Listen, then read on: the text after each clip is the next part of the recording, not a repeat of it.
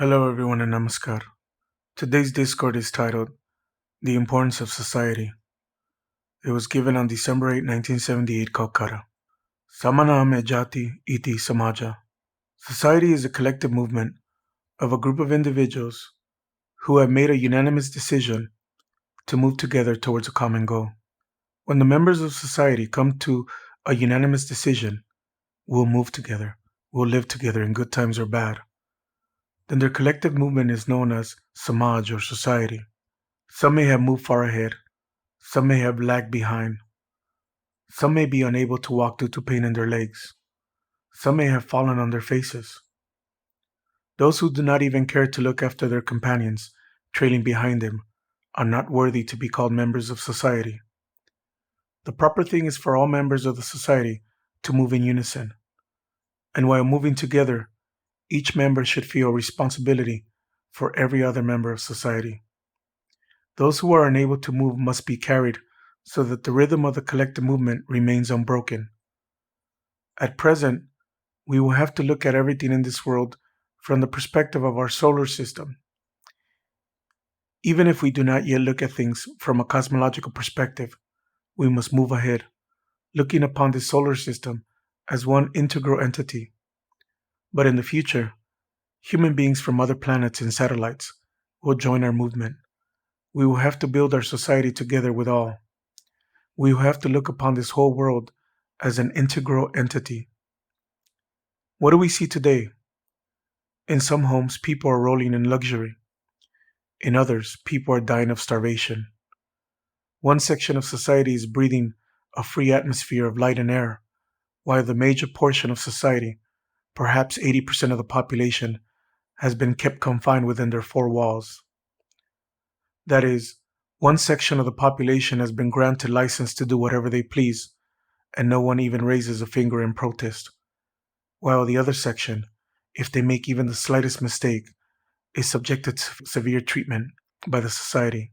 This sort of discriminatory treatment cannot be tolerated.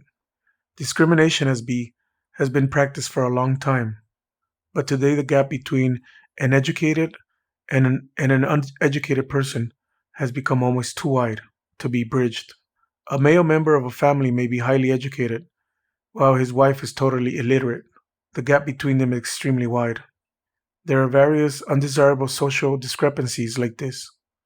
Even if there is no acceleration in our speed, we will have to bring with us all those people who are moving slowly or who have lagged behind.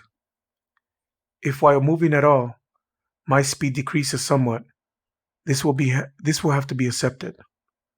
But we must move together. This is the supreme truth. Those who wish to move together will, withal, require sufficient physical and psychic strength.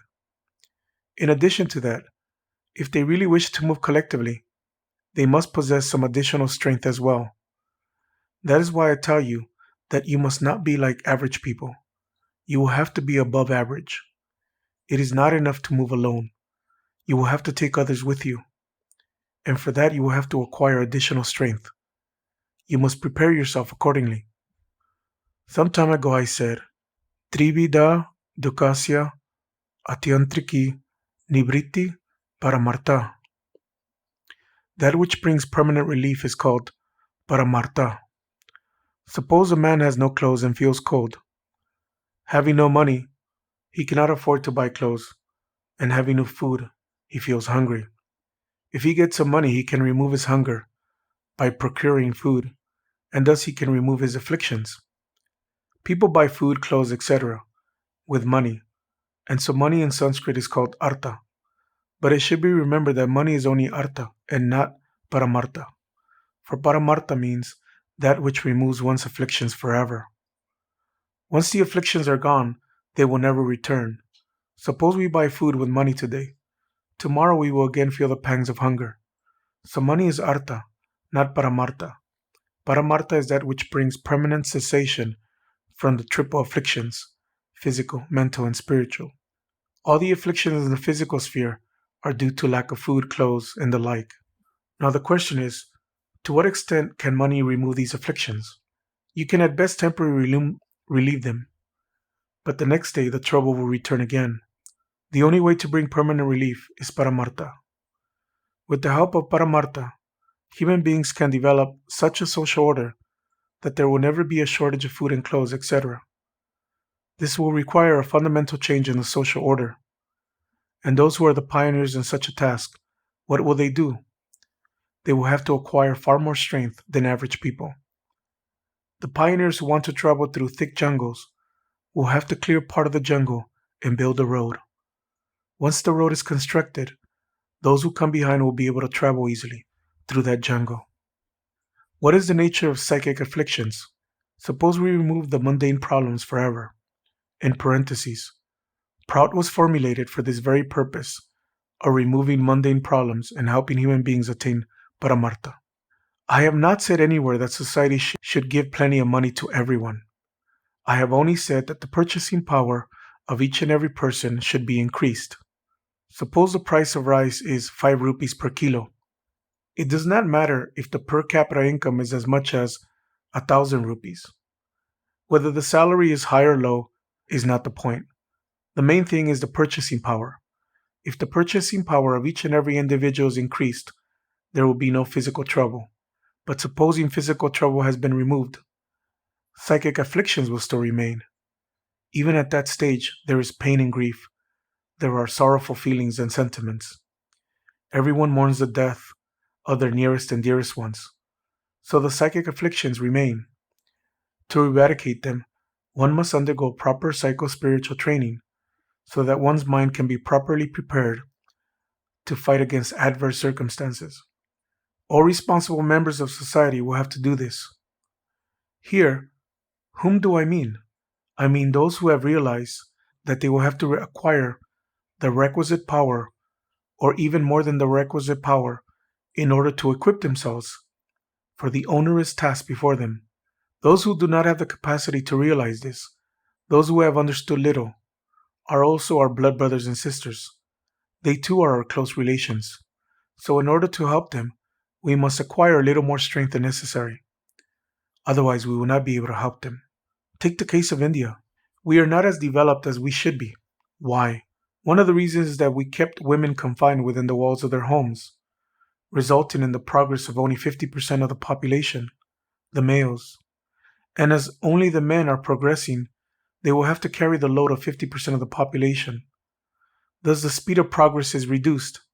Ideally, women should also move with their own strength and with the same speed as their male counterparts. In the process of movement, if they feel pain in their legs, if they fall on their faces, they should be physically lifted up. But not only women may need assistance. The males may also fall down, and then it will be the duty of women to extend their helping hand to carry the load of their male counterparts. We cannot expect that. In relation to men, the position of women will remain one of subordinated cooperation. It may also be one of coordinated cooperation. The position of males may even be one of subordinate cooperation. Nothing can be said emphatically in this world. The fact is that we must move together in unison with all. In the psychic sphere, too, the same practice should be followed. Those who have begun to realize this should understand it still more deeply. As a result, they will be able to comprehend the position of those who have less capacity to understand or to judge. The third category of affliction is spiritual affliction. Whatever people might say outwardly, they know that they are the progeny of the Supreme Consciousness and that He is always observing them. They know that they are never alone, not even for a moment. Even confirmed atheists, whatever they might say verbally, pray in their hearts or of hearts, "O Lord, please save me." So those who say that they do not believe in God, or words to that effect, should be labeled as hypocrites, for they do not speak their minds. No indulgence should be given to hypocrisy. All human beings know that Paramapurusha belongs to them, and that they belong to Paramapurusha. But in spite of this knowledge, they cannot easily attain Paramapurusha with their whole being. The pain caused by this non-attainment of Paramapurusha is called spiritual affliction. One can overcome spiritual affliction only through spiritual practice, through meditation. The supreme and final aspect of meditation is devotion. One may not possess knowledge or intelligence, but if one has devotion, that is enough. So devotion must be aroused by all means. After coming in contact with a devotional person, thousands and thousands of people may also become devotional. Many are aware of the fact that Mahaprabhu Chaitanya Deva had a great devotee, Yavana Haridas by name, who was of low caste. When Haridas would do kirtan, Mahaprabhu would often touch his body. The orthodox pundits would say, "You'd better take a bath in the Ganges now, otherwise you won't be able to enter the house." So Mahaprabhu had to take a bath in the Ganges, even in the winter's cold. How troublesome for him, Haridas used to say. "Thakur, why do you touch my body? For this you have to take so much trouble one night." However, Mahaprabhu would still touch him. So Haridas used to sit a little distance from Mahaprabhu, and when Mahaprabhu was about to touch him, he would run away as fast as he could. But Mahaprabhu was about 20 years old at the time, and Haridas was much older than him. So how could he escape from Mahaprabhu? Mahaprabhu would easily overtake him. Then Mahaprabhu again will have to take a bath in the Ganges. With tears in his eyes, Haridas complained, "O Lord, why do you touch me? What do you gain thereby? You simply have to undergo a lot of trouble by having to take a bath on a cold winter's night." Mahaprabhu said, "Haridas, you are such a good devotee. You have such devotion in your heart that I just wish to touch you and thereby make myself holier. You are full of so much devotion that you can make the whole universe holy. Devotion has tremendous power, which neither knowledge nor action has. Rather, people of knowledge, the Gyanis, have a subtle sense of vanity, of which common people are afraid. So they maintain some distance from the Gyanis, saying, 'Good heavens, they are such scholars. How can we go near them?' But no one is afraid of people with devotion. Rather, they think, 'After all, they are devotees, so let us go and sit near them for a while.' So if you can arouse devotion, then by coming in contact with you, thousands upon thousands of people will attain real paramartha and spiritual salvation. That is, in order to attain liberation from the triple bondages, physical, psychic, and spiritual, you will have to attain paramartha. And you will have to attain it in such a way that those who are spiritually undeveloped will also be benefited by your contact." Thank you.